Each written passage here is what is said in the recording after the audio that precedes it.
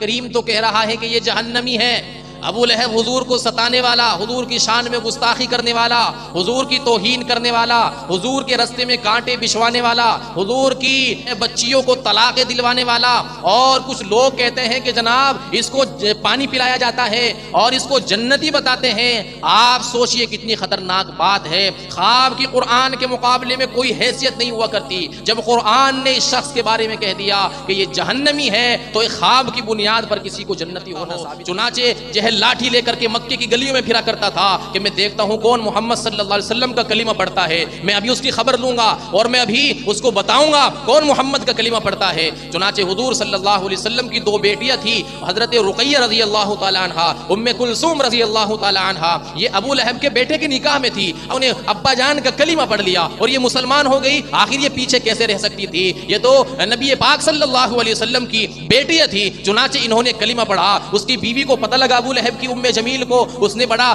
ڈرایا اور دھمکایا، کہا کہ تم جو ہے کلمہ چھوڑ دو، ابا کا انکار کر دو، ان کو نبی مت مانو، مبارک ہو، پوری 10 مرتبہ تجھے مبارک ہو۔ کہنے لگے پھوپھی آخر ایسی کیا بات ہے، تو مجھے کس بات کی خوشخبری اور مبارکباد دے رہی ہے؟ کہنے لگی کہ تو حسین ہے، تو جمیل ہے، تو کنوارا ہے، آئندہ فیوچر میں، مستقبل میں تیری ایک خوبصورت لڑکی سے نکاح ہوگا، تیری شادی ہوگی، اور میں تجھے آج ہی یہ خبر بتا رہی ہوں، آج ہی تجھے یہ بات بتا رہی ہوں کہ مکہ مکرمہ کے اندر ایک اللہ کے نبی پیدا ہو چکے ہیں، اللہ کا رسول مبعوث ہو چکا ہے، وہ اللہ کا قرآن لایا ہے، اللہ کی طرف سے وحی لے کر کے آیا ہے، وہ تجھ کو اسلام کی دعوت دے گا۔ اے عثمان، جب وہ تجھے اسلام کی دعوت دے، اس کے اسلام کی دعوت کو ٹھکرانا نہیں، انکار نہیں کرنا، اس کو مسترد نہیں کرنا، اس کو ریجیکٹ نہیں کر دینا، بلکہ فوراً اس کو قبول کر لینا۔ پھوپھی کی یہ بات سن کر کے میں بڑا حیران ہوا، میں بڑا ششدر رہ گیا کہ پھوپھی آخر یہ بات کیا بتا رہی ہو؟ میں تو اس نبی کے بارے میں جانتا تک نہیں، میں تو اس نبی کا نام تک نہیں جانتا۔ پھوپھی نے کہا کہ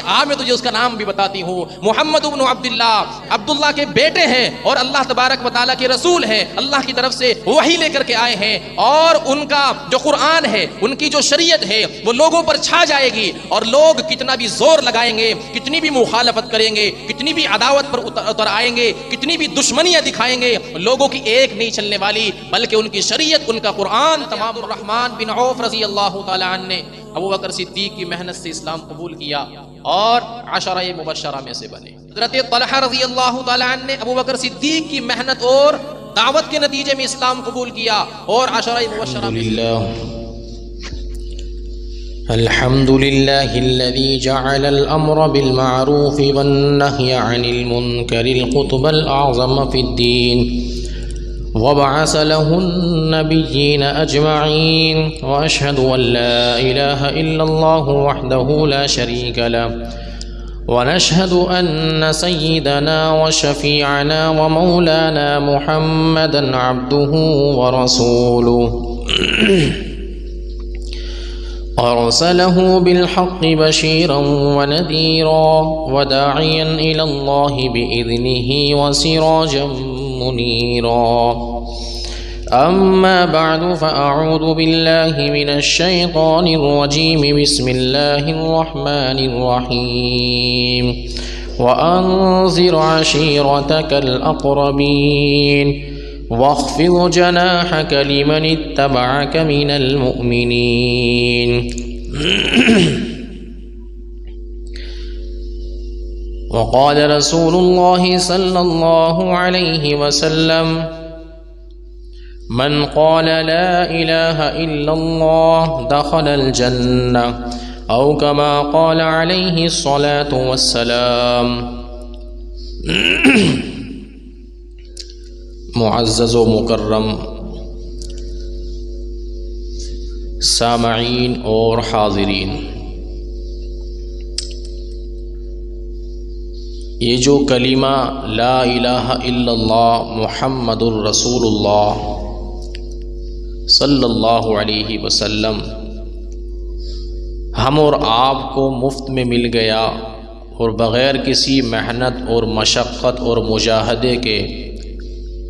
ہم لوگ ایمان والے اور اسلام والے بن گئے۔ ہم ایک بار سوچے تو صحیح کہ اس کلمے کی خاطر، اس دین کی خاطر اللہ کے نبی علیہ الصلاۃ والسلام نے کتنی تکلیفیں اٹھائی ہیں، صحابہ کرام کو کتنی مشقت و مصائب و آلام کا سامنا کرنا پڑا اس کلمے کی خاطر، اور اسی طریقے سے صحابیات ہیں، تابعین ہیں، اور پھر ہوتے ہوتے سلسلہ وار یہ کلمہ ہم لوگوں تک پہنچا، اور ہم لوگوں کی اس کو خوش نصیبی کہہ لیجئے، خوش بختی کہہ لیجئے کہ ہم اللہ تبارک و تعالیٰ کے فضل و کرم سے ایک مسلمان گھرانے میں پیدا ہوئے، جس کی بدولت ہمیں یہ کلمہ نصیب ہو گیا۔ جب اللہ کے نبی علیہ الصلاۃ والسلام نے خفیہ طور پر دعوت کا سلسلہ شروع کیا تو سب سے پہلے آپ کی تصدیق کرنے والی اور آپ کے کلمے کو قبول کرنے والی، آپ کو نبی برحق ماننے اور تسلیم کرنے والی خاتون اور آپ کی زوجہ مطہرہ حضرت خدیجۃ الکبریٰ رضی اللہ تعالی عنہ۔ اسی لیے یہ کہا جاتا ہے کہ سب سے پہلے ایمان قبول کرنے والی، سب سے پہلے آپ صلی اللہ علیہ وسلم کی تصدیق کرنے والی ایک خاتون ہے کہ جس نے نبی پاک صلی اللہ علیہ وسلم کا کلمہ پڑھ کر کے صحابیہ ہونے کا شرف حاصل کیا۔ ایک خاتون ہے، ایک عورت ہے۔ مذہب اسلام نے دین کے معاملے میں بھی کسی عورت کو پیچھے نہیں چھوڑا، اور تعلیم کے معاملے میں بھی کسی عورت کو پیچھے نہیں چھوڑا ہے۔ سب سے پہلی آپ سے جو وحی سنی وہ آپ کی بیوی حضرت خدیجۃ الکبریٰ رضی اللہ تعالی عنہا ہے،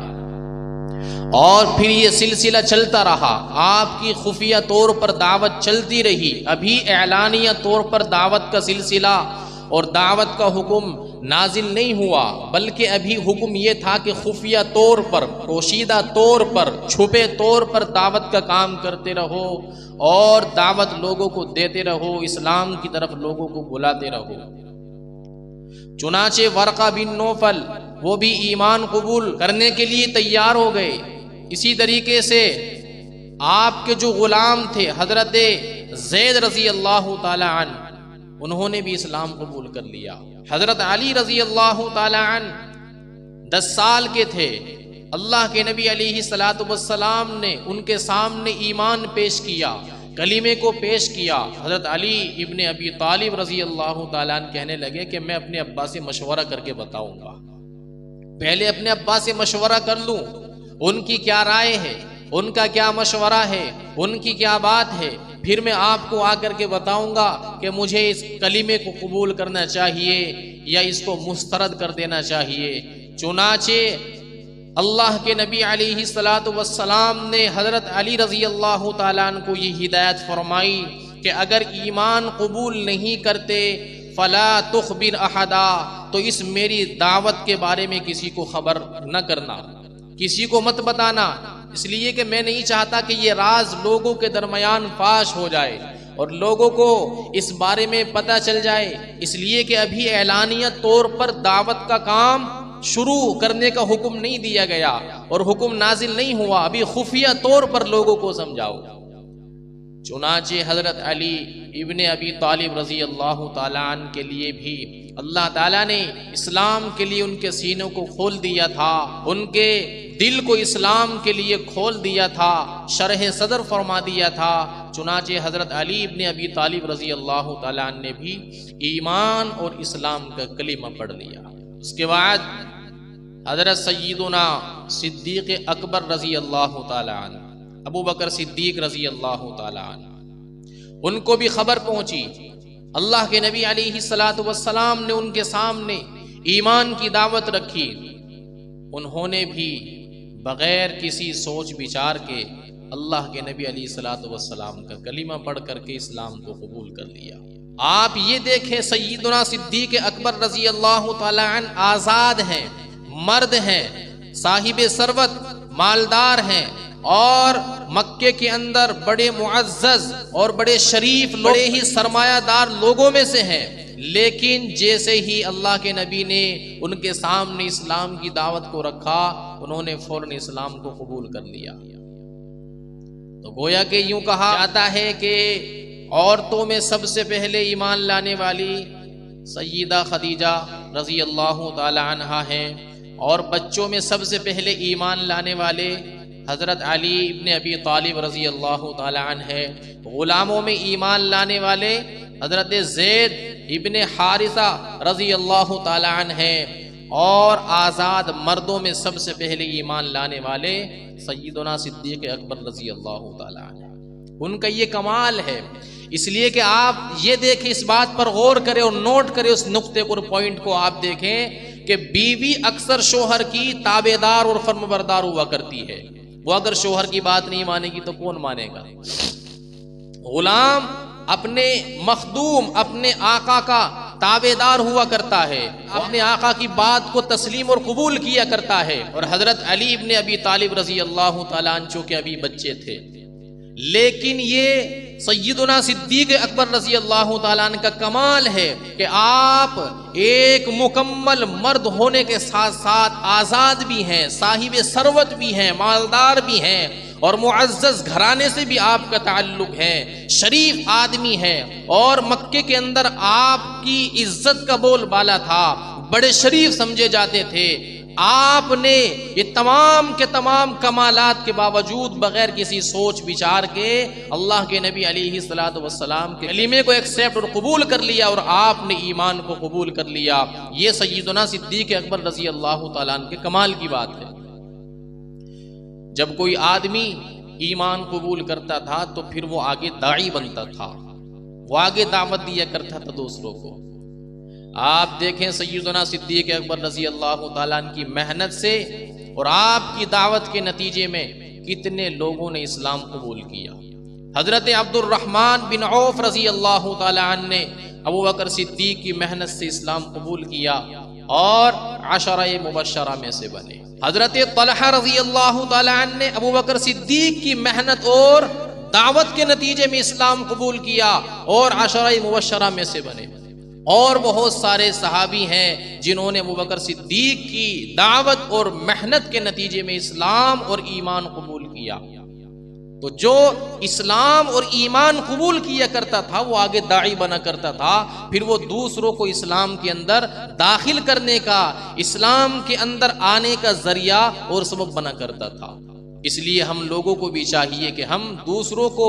مذہب اسلام کی طرف راغب کریں، مذہب اسلام کی طرف مائل کریں۔ جی مذہب اسلام کی تعلیمات کی طرف ہم لوگوں کو دعوت دیں اور ان کو بلائیں اور مسجد سے جوڑیں۔ یہ تبلیغی جماعت کے حضرات کیا کام کرتے ہیں؟ لوگوں کو گھر جا جا کر کے ان کو دین کی بات بتا کر کے اور اسلام کی تعلیمات کے فضائل بتا کر کے ان کو مسجد سے جوڑتے ہیں۔ کتنے لوگ ایسے تھے جو شرابی تھے لیکن تبلیغی جماعت کی محنت سے آج الحمدللہ وہ نمازی ہی نہیں بنے بلکہ تہجد گزار تک بن گئے۔ کتنے لوگ ایسے تھے کہ جو جوا سٹا کھیلا کرتے تھے، کتنے لوگ ایسے تھے جو دین کا مذاق اڑایا کرتے تھے۔ تبلیغی جماعت کی محنت سے الحمدللہ ان کا تعلق اللہ سے وابستہ ہو گیا، تبلیغی جماعت کی محنت سے ان کا تعلق مسجدوں سے جڑ گیا، اور آج وہ اسلام کی تعلیمات پر عمل کرنے میں آگے آگے اور پیش پیش رہتے ہیں۔ مولانا الیاس کاندھلوی دہلوی رحمہ اللہ کی یہ جو جماعت ہے الحمدللہ دنیا کے کونے کونے میں اللہ کے نبی علیہ الصلوۃ والسلام کی دعوت کو تعلیمات کو لے کر کے پہنچی، اور دنیا کا کوئی ایسا خطہ نہیں، کوئی ایسا ملک نہیں، اور ملک کا کوئی ایسا صوبہ نہیں، اور صوبے کا کوئی ایک ایسا ضلع باقی نہیں جہاں تبلیغی جماعت کی محنت نہ ہو، جہاں تبلیغی جماعت مذہب اسلام کا پیغام لے کر کے نہ پہنچی ہو۔ آج الحمدللہ آپ حضرات دیکھ رہے ہیں کہ اس جماعت کی محنت سے مساجد آباد ہیں، مراکز آباد ہیں، مدارس آباد ہیں، خانقاہیں آباد ہیں۔ الحمدللہ اسی طریقے سے اگر محنت جاری رہی، صحیح نہج پر، صحیح منہج پر اور اصول و ضوابط کی پاسداری اور لحاظ اور پابندی کرتے ہوئے آپ دیکھیں گے اللہ تبارک و تعالی اس جماعت کو وہ رتبہ، وہ اعلی مقام عطا فرمائیں گے کہ دنیا دیکھ کر کے عش عش کر اٹھے گی۔ تو میں یہ عرض کر رہا تھا میرے محترم بھائیوں، میرے محترم بزرگوں، عزیز دوستوں، جو اسلام قبول کیا کرتا تھا پھر وہ آگے داعی بنا کرتا تھا۔ آپ دیکھیں سیدنا ابو ذر غفاری رضی اللہ تعالیٰ عنہ نے اپنے بھائی کو بھیجا کہ جا کر کے پتہ کر کے آؤ، مکے میں یوں پتہ لگا ہے کہ ایک آدمی نے نبی ہونے کا دعویٰ کیا، نبوت کا دعویٰ کیا، دیکھ کر کے آؤ اس کے حالات کیسے ہیں اور اس کے معاملات کیسے ہیں۔ چنانچہ بھائی آیا، دیکھ کر کے حالات کا معائنہ کیا اور جا کر کے اپنے بھائی ابو ذر غفاری رضی اللہ تعالیٰ عنہ کو رپورٹ پیش کی۔ کہنے لگے کہ کوئی ان کو کاہن کہتا ہے، کوئی ان کو ساحر کہتا ہے، کوئی جادوگر کہتا ہے، کوئی شاعر کہتا ہے، کوئی مجنوں دیوانہ کہتا ہے۔ ابو ذر غفاری رضی اللہ تعالیٰ عنہ کہنے لگے مزہ نہیں آیا تمہاری رپورٹ میں جا کر کے خود تلاش کروں گا، میں خود جا کر کے تحقیق کروں گا۔ چنانچہ ابو ذر غفاری رضی اللہ تعالیٰ عنہ خود مکہ مکرمہ کے اندر آئے اور آ کر کے آپ صلی اللہ علیہ وسلم کی تلاش اور جستجو میں لگ گئے اور آپ کے حالات کو ٹٹولنے میں لگ گئے، آپ کے اوپر نظر رکھ رہے تھے۔ اللہ کے نبی علیہ الصلوۃ والسلام نے ابو ذر غفاری رضی اللہ تعالیٰ عنہ کو اسلام کی دعوت پیش کی۔ ابو ذر غفاری رضی اللہ تعالیٰ عنہ نے برجستہ اسلام قبول کر لیا۔ اس طریقے سے یہ قافلہ جو ہے جڑتا رہا اور کارواں بنتا رہا اور یہ جماعت تیار ہو گئی۔ اب حضرت عثمان بن عفان رضی اللہ تعالیٰ عنہ، آپ نے ان کا نام سنا ہوگا، مشہور صحابی ہیں، اور ان کی پھوپھی تھی ایک، وہ بڑی کاہنہ تھی۔ کاہن اور کاہنہ کس کو کہا جاتا ہے؟ کاہن اور کاہنہ اس کو کہا جاتا ہے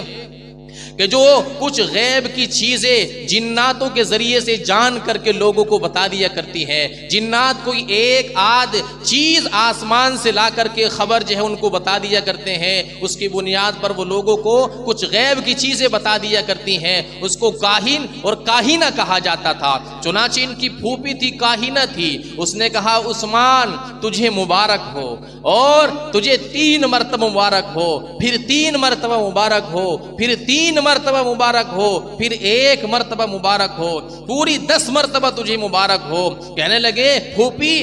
آخر ایسی کیا بات ہے، تو مجھے کس بات کی خوشخبری اور مبارکباد دے رہی ہے؟ کہنے لگی کہ تو حسین ہے، تو جمیل ہے، تو کنوارا ہے، آئندہ فیوچر میں، مستقبل میں تیری ایک خوبصورت لڑکی سے نکاح ہوگا، تیری شادی ہوگی، اور میں تجھے آج ہی یہ خبر بتا رہی ہوں، آج ہی تجھے یہ بات بتا رہی ہوں کہ مکہ مکرمہ کے اندر ایک اللہ کے نبی پیدا ہو چکے ہیں، اللہ کا رسول مبعوث ہو چکا ہے، وہ اللہ کا قرآن لایا ہے، اللہ کی طرف سے وحی لے کر کے آیا ہے، وہ تجھ کو اسلام کی دعوت دے گا۔ اے عثمان، جب وہ تجھے اسلام کی دعوت دے، اس کے اسلام کی دعوت کو ٹھکرانا نہیں، انکار نہیں کرنا، اس کو مسترد نہیں کرنا، اس کو ریجیکٹ نہیں کر دینا، بلکہ فوراً اس کو قبول کر لینا۔ کہتے ہیں عثمان بن عفان رضی اللہ تعالیٰ عنہ، پھوپھی کی یہ بات سن کر کے میں بڑا حیران ہوا، میں بڑا ششدر رہ گیا کہ پھوپھی آخر یہ بات کیا بتا رہی ہو؟ میں تو اس نبی کے بارے میں جانتا تک نہیں، میں تو اس نبی کا نام تک نہیں جانتا۔ پھوپھی نے کہا کہ میں تجھے اس کا نام بھی بتاتی ہوں، محمد ابن عبداللہ، وہ محمد عبداللہ کے بیٹے ہیں اور اللہ تبارک و تعالیٰ کے رسول ہیں، اللہ کی طرف سے وحی لے کر کے آئے ہیں، اور ان کا جو قرآن ہے، ان کی جو شریعت ہے، وہ لوگوں پر چھا جائے گی، اور لوگ کتنا بھی زور لگائیں گے، کتنی بھی مخالفت کریں گے، کتنی بھی عداوت پر اتر آئیں گے، کتنی بھی دشمنیاں دکھائیں گے، لوگوں کی ایک نہیں چلنے والی، بلکہ ان کی شریعت، ان کا قرآن تمام مخلوق پر چھا جائے گا۔ چنانچہ اللہ نے بھی اس بات کا اعلان کیا قرآن کریم کے اندر، وَالَّذِي أَرْسَلَ رَسُولَهُ بِالْهُدَى وَدِينِ الْحَقِّ لِيُظْهِرَهُ عَلَى الدِّينِ كُلِّهِ وَلَوْ كَرِهَ الْكَافِرُونَ۔ دوسرے مقام پر فرمایا وَلَوْ كَرِهَ الْمُشْرِكُونَ، کہ اللہ کی جو شریعت ہے، اللہ کا جو دین ہے، یہ جو قرآن ہے اور یہ جو وحی ہے، یہ سارے کے سارے دینوں پر غالب آ کر کے رہے گی۔ ایک زمانہ ایسا آنے والا ہے کہ مذہب اسلام تمام کے تمام جو ہے مذاہب پر، تمام کے تمام ادیان باطلہ پر غالب آ کر کے رہے گا، اگرچہ یہ کفار کتنا بھی زور لگا لیں اور یہ مشرک لوگ کتنی بھی اس چیز کو ناپسند کریں، لیکن اللہ نے قرآن میں صاف فرما دیا، کفار مکہ نے حضور صلی اللہ علیہ وسلم کی دعوت کو روکنے کے لیے ایڑی چوٹی کا زور لگا دیا تھا۔ چنانچہ آپ صلی اللہ علیہ وسلم خفیہ طریقے پر آپ نے جو ہے دعوت کا سلسلہ شروع کیا اور اس کا ایک ہیڈ کوارٹر بنایا، ہیڈ کوارٹر جہاں پر جو ہے یہ تمام کے تمام مذہب اسلام کے ماننے والے لوگ جمع ہوا کرتے تھے، میٹنگ ہوا کرتی تھی، مشورے ہوا کرتے تھے، اس کا نام تھا دار ارقم، حضرت ارقم بن ارقم رضی اللہ تعالیٰ عنہ کا جو گھر تھا۔ چنانچہ اس کے بعد اللہ تبارک و تعالیٰ کی طرف سے ایک حکم اور نازل ہو گیا، فرمایا یا ایھا المدثر قم فانذر وربک فکبر، اے چادر اوڑھنے والے کھڑے ہو جائیے اور جو ہے لوگوں کو ڈرائیے اس دن کے عذاب سے کہ جس دن ایسا عذاب اللہ تبارک و تعالی کی طرف سے مسلط اور نازل ہوگا کہ کوئی آدمی کسی کا مددگار نہیں ہوگا، یہاں تک کہ بیوی بھی ساتھ چھوڑ دے گی، بچے بھی ساتھ چھوڑ دیں گے، بھائی بھی ساتھ چھوڑ دے گا، باپ بھی ساتھ چھوڑ دیں گے، بیٹے بھی ساتھ چھوڑ دیں گے۔ یوم یفر المرء من اخی و امہ و ابی و صاحبتہ و بنی لکل امرئ منہم یومئذ شأن یغنی، نفسا نفسی کا عالم ہوگا، ہر آدمی کو اپنی ذات کی فکر ہوگی۔ چنانچہ آپ صلی اللہ علیہ وسلم نے جب یہ حکم نازل ہوا تو لوگوں کو جو ہے دعوت دینی شروع کی، اور پھر اس کے 3 سال کے بعد اعلانیہ طور پر دعوت کا حکم نازل ہو گیا اور فرمایا وَأَنذِرْ عَشِيرَتَكَ الْأَقْرَبِينَ۔ سورۃ الشعراء جب آپ پڑھیں گے اس کے اندر یہ آیت موجود ہے، فرمایا وَأَنذِرْ عَشِيرَتَكَ الْأَقْرَبِينَ کہ اعلانیہ طور پر ڈرانے کا جو آپ کا سلسلہ شروع کریں گے اور پیغام امت تک پہنچائیں گے، سب سے پہلے آپ اپنے گھر والوں سے شروع کریے، آپ اپنے رشتہ داروں سے شروع کریے۔ چنانچہ آپ صلی اللہ علیہ وسلم نے اس کا انتظام فرمایا، حضرت علی سے فرمایا کہ ایک دستی کا انتظام کرو، جو ہے بکری کی دستی جو ہوا کرتی ہے گوشت کی، کتنے کلو کی ہوگی؟ زیادہ سے زیادہ 1.5 کلو، 2 کلو، 2.5 کلو یا 3 کلو کی ہوگی۔ پھر فرمایا کہ ایک پیالے دودھ کا انتظام کرو، اور اسی طریقے سے 1 سا غلے کا اور جو کا انتظام کرو، اناج کا انتظام کرو۔ چنانچہ جب اس چیز کا انتظام ہو گیا، حضرت علی سے فرمایا کہ بلا لو رشتہ داروں کو اور بلا لو اپنے اعزاء اقربا کو۔ چنانچہ سب کو دعوت دی گئی۔ وہ طالب جو حضور کے چچا تھے وہ بھی آ گئے، حضرت حمزہ بھی آ گئے، حضرت عباس بھی آ گئے، اور اسی طریقے سے ابو لہب بھی آ گیا جو حضور کا چچا تھا اور آپ کا جانی دشمن بھی تھا، سب سے زیادہ آپ کو ایذا اور تکلیف دیا کرتا تھا۔ ایذا اور تکلیف دینے کا کوئی دقیقہ ایسا نہیں تھا جس کو اس آدمی نے چھوڑ دیا ہو، یہاں تک کہ اس کا پورا جو گھرانہ تھا، اس کی بیوی ام جمیل جو تھی وہ بھی حضور صلی اللہ علیہ وسلم کو انتہا درجے کی تکلیف پہنچایا کرتی تھی۔ اس کے بیٹوں نے بھی حضور صلی اللہ علیہ وسلم کی بیٹیوں کو طلاقیں دے کر کے حضور صلی اللہ علیہ وسلم کو انتہا درجے کی تکلیف اور اذیت پہنچائی۔ چنانچہ ابو لہب بھی آ گیا، حضور صلی اللہ علیہ وسلم نے دسترخوان لگوا دیا، یہ تمام چیزیں رکھوا دی، اور جب گنتی کرائی آئے وہ 40 تھے، 40 آدمی تھے اور کھانا مختصر سا تھا۔ اللہ کے نبی علیہ الصلوۃ والسلام نے کہا کہ بھائی کھاؤ، سب نے کھانا شروع کیا۔ اللہ تبارک و تعالیٰ کی طرف سے اس مختصر سے کھانے میں بڑی برکت ڈال دی گئی، سب نے پیٹ بھر کر کے کھا لیا اور کھانا پھر بھی بچا رہا۔ اس کے بعد جو ہے اللہ کے نبی علیہ الصلوۃ والسلام وہ دعوت دینے کے لیے سوچ ہی رہے تھے، دعوت دینے کا پروگرام بنایا ہی تھا۔ آپ دیکھیں تبلیغی جماعت جب کسی کو باہر سے پکڑ کر کے لاتی ہے، پکڑ کرنے کا مطلب یہ نہیں کہ ہتھکڑیاں لگا کر کے لاتی ہے، جی دعوت دے کر کے لاتی ہے مسجد کے اندر، اور پھر جو ہے اکرام کرتی ہے، اس کو کھانا کھلاتی ہے، اور کھانا کھلانے کے بعد پھر اس سے گفتگو کرتی ہے۔ اس سے اس کے دل کے اندر اثر پیدا ہوتا ہے، اس کے اوپر تاثر پڑتا ہے، اثر پیدا ہوتا ہے۔ تو آپ دیکھیں گے سنت سے یہ چیز ثابت ہے۔ حضور صلی اللہ علیہ وسلم نے خاندان والوں کو بلایا، دعوت کی، دعوت کھلانے کے بعد پھر ان سے آپ اسلام اور ایمان کی بات کرنا چاہ رہے تھے۔ ابو لہب بھاگ گیا، وہ کہنے لگا کہ اس کی بات کیا سننی، اس نے تو کھانے پر بھی جادو کر دیا ہے کہ دیکھو مختصر سا کھانا اور 40 آدمیوں کو کافی ہو گیا، اس کی بات کیا سنے، یہ تو بہت بڑا ساحر ہے۔ ساحر کہتے ہیں جادوگر کو، بہت بڑا جادوگر ہے، اس کی بات ہم کیا سنیں۔ چنانچہ تمام کے تمام لوگ بھاگ گئے۔ پھر اس کے بعد اگلے دن اللہ کے نبی علیہ الصلوۃ والسلام نے دعوت کی، پھر بلایا، اسی طریقے سے انتظام کیا۔ اللہ کے نبی نے فرمایا لوگو کلمہ پڑھ دو، میں اللہ کی طرف سے حق لے کر کے آیا ہوں، اللہ کی طرف سے کلمہ لے کر کے آیا ہوں، دین لے کر کے آیا ہوں، مجھے اللہ تبارک و تعالیٰ نے نبی بنایا ہے، کلمہ پڑھ لو کامیاب ہو جاؤ گے۔ پھر وہاں سے گستاخی کر کے یہ ابو لہب بھاگا، کہا کہ یہ تو جادوگر ہے، اس کی بات کیا ماننی، ارے اس نے تو کھانے پر بھی جادو کر دیا ہے، تھوڑا سا مختصر سا کھانا اتنے لوگوں کو کیسے جو ان کی پورتی ہو گئی اور کیسے سب کا پیٹ بھر گیا، لگتا ہے تو بہت بڑا جادوگر ہے۔ چنانچہ اس کے بعد اللہ کے نبی علیہ الصلوۃ والسلام نے کوہ صفا پر، صفا پہاڑی پر چڑھ کر کے اور آواز لگائی، یا صباحا یا صباحا۔ یہ عرب کے اندر آواز اس وقت لگائی جاتی تھی جب دشمن کا خطرہ ہوا کرتا تھا اور وہ اٹیک کیا کرتا تھا، اس وقت پہاڑی پر چڑھ کر، اونچائی پر چڑھ کر کے یہ آواز اور ندا لگائی جاتی تھی، یا صباحا، لوگوں ہوشیار ہو جاؤ، ایک دشمن حملہ آور ہونے والا ہے، دشمن حملہ کرنے والا ہے۔ چنانچہ اللہ کے نبی علیہ الصلوۃ والسلام نے کوہ صفا پر چڑھ کر کے آواز لگائی، یا صباحا یا صباحا۔ تمام کے تمام لوگ جو ہے کاشتکاروں نے اپنی کاشتکاری چھوڑی، زمینداروں نے زمین چھوڑی، دکانداروں نے دکانیں بند کی اور اللہ کے نبی علیہ الصلوۃ والسلام کی اس آواز کی طرف چلنے لگے۔ چنانچہ جب پہاڑی کے پاس پہنچے، اللہ کے نبی علیہ الصلوۃ والسلام کوہ صفا پر کھڑے ہوئے ہیں، یہ تمام کے تمام لوگ نیچے موجود ہیں اور ایک ایک قبیلے کا نام لے کر کے آپ نے پکارا، اے فلاں اے فلاں اے فلاں،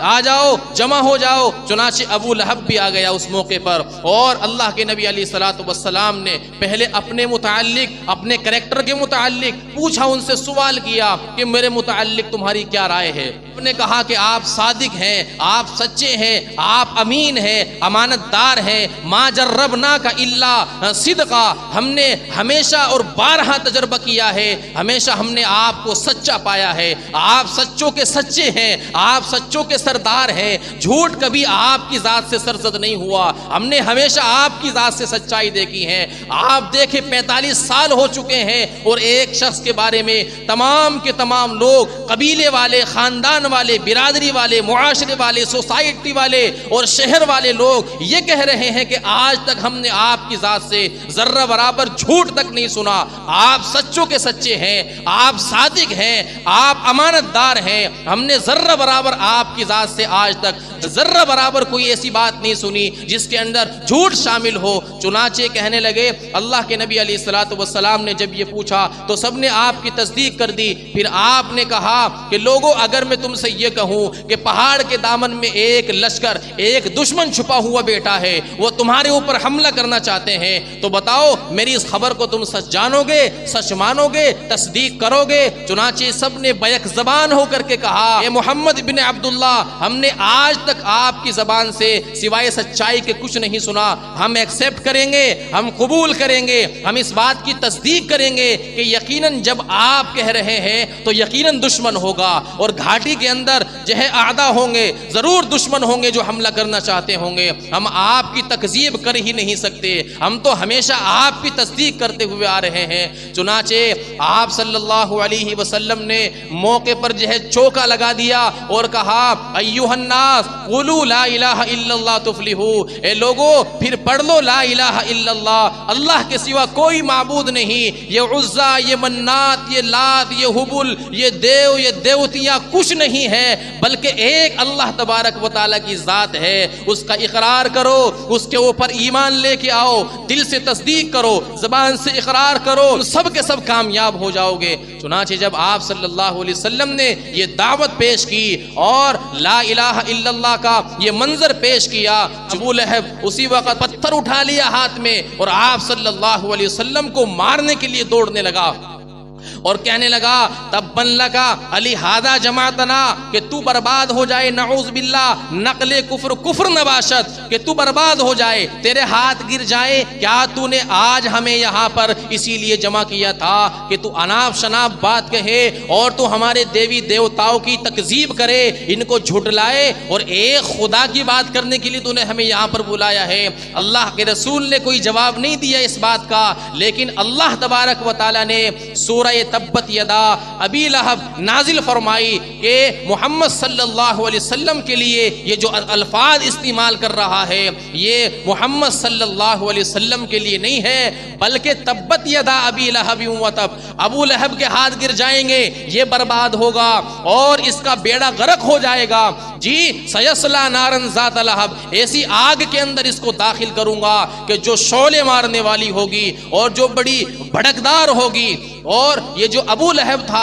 حضور صلی اللہ علیہ وسلم کا چچا تھا، سب سے پہلے مخالفت شروع ہو گئی گھر کے اندر سے، سب سے پہلے مخالفت شروع ہو گئی گھر کے اندر سے، پڑوس میں رہا کرتا تھا حضور صلی اللہ علیہ وسلم کا جو دروازہ تھا اس کے دروازے کے قریب کھلا کرتا تھا، سب سے پہلے پڑوسی تکلیف دینے کے لیے کھڑا ہو گیا، بلکہ رشتہ دار تکلیف دینے کے لیے کھڑا ہو گیا، بلکہ حضور صلی اللہ علیہ وسلم کا چچا تکلیف دینے کے لیے کھڑا ہو گیا۔ ابو لہب کا کیا انجام ہوا؟ اس نے کوئی دقیقہ، کوئی لمحہ اور کوئی بھی بات ایسی نہیں چھوڑی جس کی وجہ سے یہ حضور کو تکلیف نہ دیا کرتا ہو، چنانچہ جو ہے لاٹھی لے کر کے مکے کی گلیوں میں پھرا کرتا تھا کہ میں دیکھتا ہوں کون محمد صلی اللہ علیہ وسلم کا کلمہ پڑھتا ہے، میں ابھی اس کی خبر لوں گا اور میں ابھی اس کو بتاؤں گا کون محمد کا کلمہ پڑھتا ہے۔ چنانچہ حضور صلی اللہ علیہ وسلم کی دو بیٹیاں تھی، حضرت رقیہ رضی اللہ تعالی عنہا، ام کلثوم رضی اللہ تعالی عنہا، یہ ابو لہب کے بیٹے کے نکاح میں تھی، ابو لہب کے بیٹے کے نکاح میں تھی، انہوں نے ابا جان کا کلمہ پڑھ لیا اور یہ مسلمان ہو گئی۔ آخر یہ پیچھے کیسے رہ سکتی تھی؟ یہ تو نبی پاک صلی اللہ علیہ وسلم کی بیٹیاں تھی، چنانچہ انہوں نے کلمہ پڑھا۔ اس کی بیوی کو پتہ لگا، ابو لہب کی ام جمیل کو، اس نے بڑا ڈرایا اور دھمکایا، کہا کہ تم جو ہے کلمہ چھوڑ دو، ابا کا انکار کر دو، ان کو نبی مت مانو، نہیں تو تمہیں اس قدر تکلیفیں دی جائیں گی کہ تمہارے خاندان والوں نے آج تک سوچا نہیں ہوگا۔ ابو لہب کو بتایا کہ تم مکے کی گلیوں میں ڈنڈا لے کر کے پھرتا ہے اور تو جو ہے لاٹھی لے کر کے پھرتا ہے، لوگوں کو کلمہ پڑھنے سے روکتا پھرتا ہے، یہ دیکھ تیرے گھر کے اندر اس نبی کا کلمہ پڑھنے والی تیری بہویں موجود ہیں، انہوں نے اس نبی کا کلمہ پڑھ لیا، اپنے ابا جان کا کلمہ پڑھ لیا۔ ابو لہب نے ان کو بڑا ڈرایا اور دھمکایا، لیکن وہ باز نہیں آئی۔ پھر اس نے ایک چال چلی اور ایک حربہ استعمال کیا، کہنے لگا اپنے بیٹوں سے جن کا نام تھا عتبہ اور عتیبہ کہ اگر تم میرے بیٹے ہو اور حقیقی بیٹے ہو اور اگر تمہیں مجھ سے محبت ہے تو پھر ابھی حضور کی بیٹیوں کو طلاق دے کر کے آؤ۔ چنانچہ اللہ کے نبی علیہ الصلوۃ والسلام کے جا کر منہ پر طلاق، آپ سوچے اس باپ کے اوپر کیا گزرتی ہوگی کہ جس کی بیٹیوں کو اس کی زندگی کے اندر بلکہ اس کے منہ پر جا کر کے طلاق دی جائے۔ اس باپ کے اوپر جو بیٹیوں والے لڑکیوں والے ہیں ان کے دل سے پوچھ کر کے دیکھو ان کے دلوں کے اوپر کیا گزرتی ہے کہ جب ان کی بچیوں کو طلاقیں ہو جاتی ہیں، گھر اجڑ جاتا ہے، معاشرہ تباہ و برباد ہو جاتا ہے، کہ حضور کو تکلیف پہنچائی گئی۔ ام جمیل جو تھی اس کی بیوی حضور صلی اللہ علیہ وسلم کے راستوں میں کانٹے بچھا دیا کرتی تھی۔ حضور کا معمول تھا کہ سحری کے وقت آپ بیت اللہ میں تشریف لے جایا کرتے تھے اللہ کی عبادت کے لیے، یہ گڑھا کھودتی اس کے اوپر کانٹے رکھ دیا کرتی تھی کہ حضور کا پاؤں پڑے گڑھے میں گرے، اس کے ساتھ ساتھ آپ کے پاؤں میں کانٹے بھی چھپ جائے۔ جب یہ سورت نازل ہوئی تبت یدا ابی لہب، تو یہ اپنے ہاتھوں میں پتھر لے کر کنکریاں لے کر حضور صلی اللہ علیہ وسلم کی تلاش میں نکلی کہ میں دیکھتی ہوں کہاں ہے وہ جو نبوت کا دعویٰ کرتا ہے، میں جا کر کے ابھی اس کے منہ پر کنکر ماروں گی، نعوذ باللہ۔ حرم کے اندر بیت اللہ کے اندر آئی، وہاں پر صدیق اکبر رضی اللہ تعالیٰ عنہ موجود، آپ صلی اللہ علیہ وسلم بھی موجود ہیں۔ چنانچہ یہ قریب آئی، ہاتھ میں پتھر ہے اور جا کر کے کہنے لگے ابو بکر صدیق کو کہ کہاں ہے تمہارا ساتھی، کہاں ہے جو نبوت کا دعویٰ کیا کرتا ہے؟ وہ محمد نہیں ہے، نعوذ باللہ ثم نعوذ باللہ، وہ مذمم ہے۔ محمد جس کی تعریف کی جائے، تعریف کیا ہوا، جس کی بہت زیادہ تعریف کی جائے اس کو محمد کہتے ہیں، اور نعوذ باللہ مذمم کہتے ہیں جس کی برائی کی۔ حضور کو نام تک لے کر کے پکارنا گوارا نہیں کیا، کہا کہ کہاں ہے تمہارا ساتھی؟ حالانکہ حضور وہیں پر موجود تھے، اس کو نظر نہیں آئے۔ جب یہ وہاں سے چلی گئی تو ابوبکر صدیق رضی اللہ تعالیٰ نے حضور سے پوچھا، یا رسول اللہ کیا آپ اس کو نظر نہیں آئے؟ آپ میرے ساتھ موجود ہیں، اس نے مجھے تو دیکھ لی، آپ کو نہیں دیکھا۔ اللہ کے نبی نے فرمایا کہ اللہ نے اس کی آنکھوں کو اندھا کر دیا، یہ مجھے دیکھ نہیں پائی، حالانکہ ہم دونوں ایک ساتھ بیٹھے ہوئے ہیں۔ اس کا کیا انجام ہوا؟ یاد رکھے، کوئی بھی گستاخ رسول اور رسول کی توہین کرنے والا، رسول کو ایذا اور تکلیف پہنچانے والا، اس کی دنیا اور آخرت دونوں برباد ہو جایا کرتی ہے۔ ابو لہب جب مرا، یہ کیسے مرا؟ لکھا ہے مفسرین نے کہ اس کے بغل کے اندر ایک موذی قسم کا پھوڑا نکل آیا، خنسی نکل آئی، اور وہ ایسی تھی جو متعدی تھی، یعنی پھیلنے والا، بڑھنے والا، کہ اگر کوئی اس کو ہاتھ لگاتا تو وہ اس کو بیماری لگ جانے کے بہت زیادہ چانس تھے، بہت زیادہ اندیشہ تھا۔ اطباء نے اور اس وقت کے ڈاکٹرز نے کہا کہ کوئی آدمی اس کے قریب آئے گا تو یہ بیماری اس کو بھی لگ جائے گی۔ بیٹے چھوڑ گئے، رشتہ دار چھوڑ گئے، بیوی چھوڑ گئی، اور تمام کے تمام لوگ اس کو اکیلا اور تنہا چھوڑ گئے۔ یہ پڑا رہا۔ پھر بیٹوں نے ایک حبشی غلام کو کرائے پر لیا اور کہا کہ اس کی دیکھ ریکھ کیا کر۔ بیٹے جو اپنے باپ کے پاس نہیں جانے، کہنے لگے اس کی تیمارداری کیا کر، اس کی دیکھ ریکھ کرنا تیرا ذمہ۔ جب اس کو پتہ لگا کہ بھائی یہ تو اتنی خطرناک قسم کی بیماری میں مبتلا ہے کہ متعدی مرض اور متعدی بیماری ہے، پھیلنے والا ہے، کہ مجھے بھی لگ جائے گی کہ اس کے قریب جاؤں گا، اس کو چھوؤں گا، اس کو ٹچ کروں گا، تو وہ قریب نہیں جاتا تھا۔ بیٹے دیتے کھانا، کہ جب ابا تک کھانا پہنچا کر کے آؤ، یہ راستے میں ہی کھا جایا کرتا تھا۔ بیٹا دیتے کہ بھائی اس کو جو ہے دودھ دے کر کے آؤ، کون جائے گا اس کے پاس، ایسی خطرناک بیماری لگی ہوئی ہے، اس کو ٹچ کروں گا اور اس سے مس ہوں گا تو مجھے بھی لگ جائے گی، راستے میں سارا دودھ پی گیا۔ اور ان کو کہتا رہا کہ بھائی پہنچا دیا، ابا بڑے خیریت سے ہیں، تندرست ہیں، اور جو ہے دن بدن جو ہے وہ تندرستی کی طرف گامزن ہے اور بڑھتے جا رہے ہیں، تندرست پڑا ہوا ہے۔ اور جب اس کے پاس 3 4 5 دن تک کھانا نہیں پہنچا، وہ مر گیا۔ بیٹوں نے کہا کہ بھائی ابا جی کیوں لیٹے ہوئے ہیں؟ اس نے کہا کہ آرام کر رہے ہیں۔ اب دیکھا کہ کوئی حرکت بھی نہیں کر رہے ہیں، پتہ لگا کہ بھائی یہ تو نکل لیے۔ چنانچہ اب اس کو دفن کرنے کے لیے کوئی تیار نہیں، اس کو غسل دینے کے لیے کوئی تیار نہیں، اس کو کفنانے کے لیے کوئی تیار نہیں ہے۔ 3 4 دن تک اس کی لاش اسی طریقے سے پڑی رہی، سڑتی رہی، گلتی رہی، یہاں تک کہ اس کے اندر بدبو پیدا ہو گئی، اور وہ اس کی لاش جو تھی وہ پھٹ گئی۔ معاشرے کے اور جو آس پڑوس کے لوگ تھے وہ کہنے لگے، ان کے بیٹوں کو اوپر لان تان کرنے لگے کہ تمہارے ابا کی وجہ سے پورا معاشرہ جو ہے متعفن ہو گیا اور بدبو اور سڑان پھیل گئی، تم اس کو ٹھکانے کیوں نہیں لگاتے؟ کہا کہ ہم کیسے لگائے اس کو ہاتھ، یہ تو متعدی بیماری کے اندر مبتلا، اس کو ایسا مرض لگا ہوا تھا، ایسی بیماری لگی ہوئی تھی جو ہم کو بھی لگ جائے گی، اب اس کو ٹچ کریں گے۔ چنانچہ کرائے پر حبشی غلاموں کو بلایا گیا اور لاٹھی ڈنڈوں سے سرکا کر جو ہے اس کو ایک گڑھے کے اندر دھکیل دیا گیا، اوپر سے پتھر اس کے اوپر ڈال دیے گئے۔ یہ گستاخ رسول کا انجام اللہ تبارک و تعالی نے کیا۔ جو رسول کی شان میں گستاخی کرے،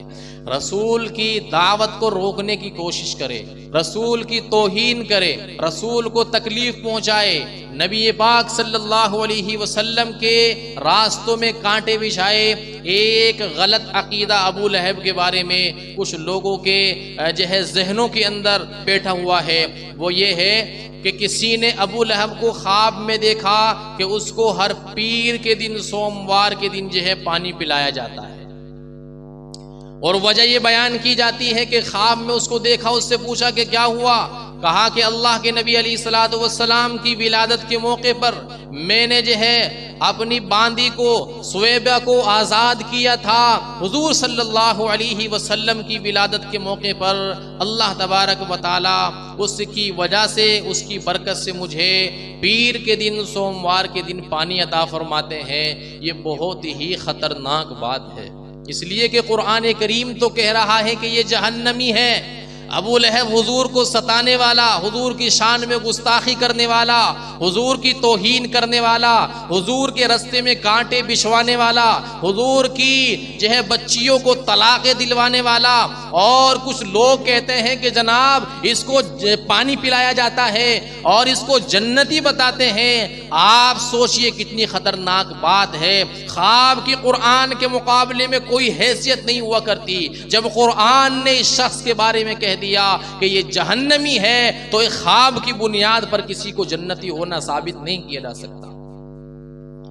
اس کی بیوی تھی ام جمیل، حضور صلی اللہ علیہ وسلم کو اتنی تکلیفیں پہنچایا کرتی تھی اور اتنی مالدار تھی، صاحب ثروت تھی، لیکن جنگلات سے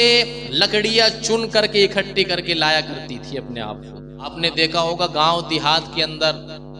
شاید اب بھی یہ معمول اور یہ رواج ہو کہ جنگلات سے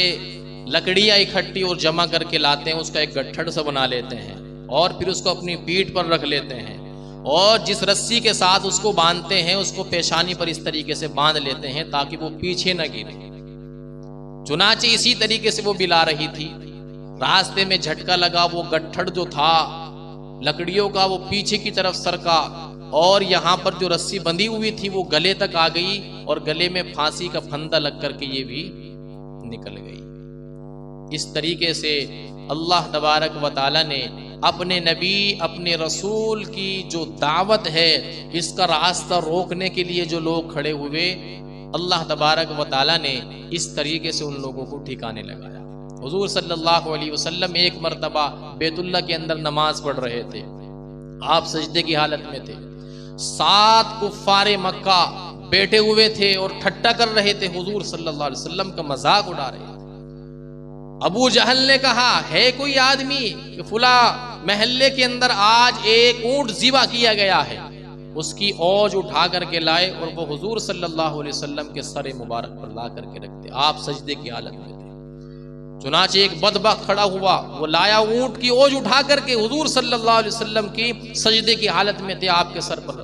اتنی بھاری تھی کہ حضور صلی اللہ علیہ وسلم پر اٹھا نہیں گیا۔ آپ کی صاحبزادی سیدہ فاطمہ طاہرہ طیبہ فاطمہ الزہرا رضی اللہ تعالی عنہا وہ آئی، انہوں نے کسی طریقے سے ابا جان کے سر کے اوپر سے وہ اونٹ کی اوج ہٹائی، وہ گند ہٹائی، وہ غلاظت ہٹائی، تب حضور صلی اللہ علیہ وسلم سجدے کی حالت سے اٹھ پائے۔ حضور صلی اللہ علیہ وسلم نے اللہ کے دربار میں ہاتھ اٹھا دیے،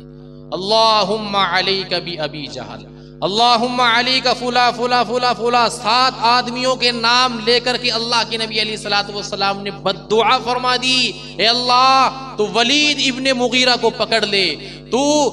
عتبہ کو پکڑ لے، امیہ ابن خلف کو پکڑ لے، ابو جہل کو پکڑ لے، یہ 7 تھے، ان میں سے تقریباً 5 تو بدر کے میدان میں بدر کی جنگ میں مارے گئے اور وہاں پر مقتول ہوئے، ان میں سے ایک تھا وہ بھاگ کر کے چلا گیا تھا کسی علاقے کی طرف، وہاں پر جا کر بادشاہ کی بیٹی تھی، اس کے متعلق اس نے اپنے دل کے اندر غلط خیالات پیدا کیے، بادشاہ کو اس بات کا اطلاع ہوئی، ایک جادوگر کو بلایا گیا، اس کی شرمگاہ پر جادو کیا گیا اور اس کے نتیجے میں وہ بھی نکل گیا، وہ بھی مقتول ہو گیا، مر گیا۔ تو اس طریقے سے اللہ کے نبی علیہ الصلوۃ والسلام نے تکلیفیں اٹھا کر کے، اور آپ کے جو صحابہ تھے انہوں نے تکلیفیں اٹھا کر کے، میرے بھائیوں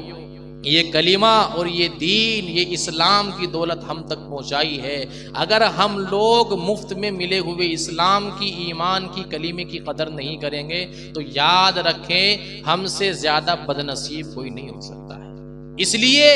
مضبوطی کے ساتھ، استقامت کے ساتھ کلمے پر جم جائیے، ایمان پر جم جائیے، اور کفر کی کتنی بھی آندھیاں چلے اور کتنے بڑے سے بڑا سیلاب کیوں نہ آئے، ہمیں اللہ کے نبی علیہ الصلوۃ والسلام کی برکت سے، آپ کی محنت سے یہ جو کلمہ ملا ہے، ایمان کا کلمہ، لا الہ الا اللہ محمد الرسول اللہ، کہ بڑا سے بڑا طوفان آئے وہ ہمارے ایمان کے اندر اور ہماری استقامت کے اندر لڑکھڑاہٹ پیدا نہ کر سکے۔ ان الذین قالوا ربنا اللہ ثم استقاموا، کہ وہ لوگ جنہوں نے یوں کہا کہ ہمارا رب اللہ ہے پھر اس پر جم گئے، کفر نے